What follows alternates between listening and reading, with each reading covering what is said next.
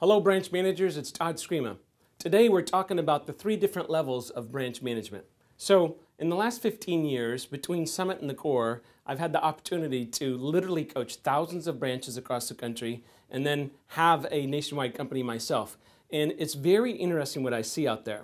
What I'm going to lead you through is kind of a simple process with a few details on what that branch development looks like. So the first thing is you have a smaller branch, and I call this a developmental branch. And that branch is one where maybe it's one big team, or maybe there's 2 loan officer teams, 3 loan officer teams.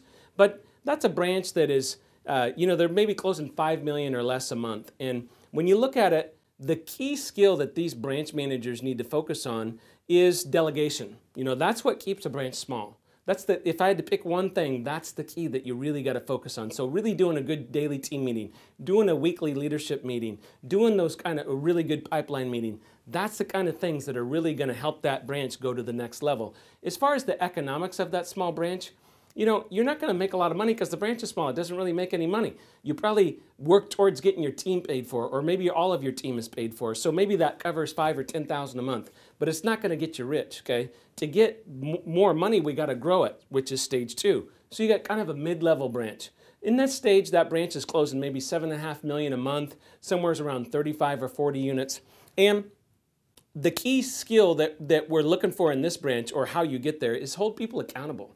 And sounds super simple, but man, a lot of times I'm coaching a branch and they just have a processor that's not very good. Well, we replace the processor or we start holding them accountable, all of a sudden the branch goes to 45 closings. So just holding people accountable. If you got a dialer and you say, look, I want 3 interviews a week with loan officers, either over the phone or in person.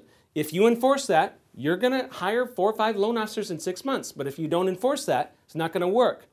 The economics of this is you're going to get your team paid for, and you probably get up to making around $100,000 a year in branch management. So maybe between your team paid for and the branch management pay, maybe the total compensation is $80,000, $100,000, $200,000 a year, something like that. Okay. Then you go to the next level, and the next level is what I call a mega branch. This is a branch that's going to close 10 million, 50 plus units, 100 units, things like that. The skill I call this level is Jedi Master. And the reason I say that is you got to be good at a lot of things. You got to be good at recruiting. You got to be good at delegation. You got to hold people accountable. You got to have great meetings. You got to have great energy. I mean, I could go on and on and on. You've really mastered a lot of this. When you see branches get bigger, they didn't get bigger by accident. They did it on purpose, and it takes a lot of skills. At this level, you can start to look at this and say, look, if I didn't produce any loans, let's say that you've been producing loans for 20 years and you want to slow it down. Maybe you didn't produce loans, but I'm still going to make $500,000 a year. Okay, some kind of income like that, $1 million a year. Okay, so when you look at that, you could earn that right, but it comes at a price, and the price is developing all those business skills. So those are the 3 different levels. But if you want to wrap this all into one, you say, Todd, who makes the best branch managers? What is that all about? The truth is that your number one emotional goal is to change people's lives. And I don't care if it's a small branch, a medium-sized branch, or a mega branch. That's the personality of the people that do great.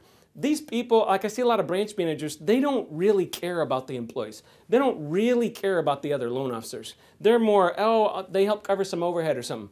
That's not changing people's lives. The number one emotional feeling that you have on a daily basis to achieve this kind of growth is you want to be intent on changing people's lives. If you stay focused on that, we work on our skill development, we're going to grow great branches that will produce a lot of money, have a great culture, keep people long-term, and you'll start retiring with people. And that's the big idea eventually, guys. That's how we're going to get to bigger and bigger branches.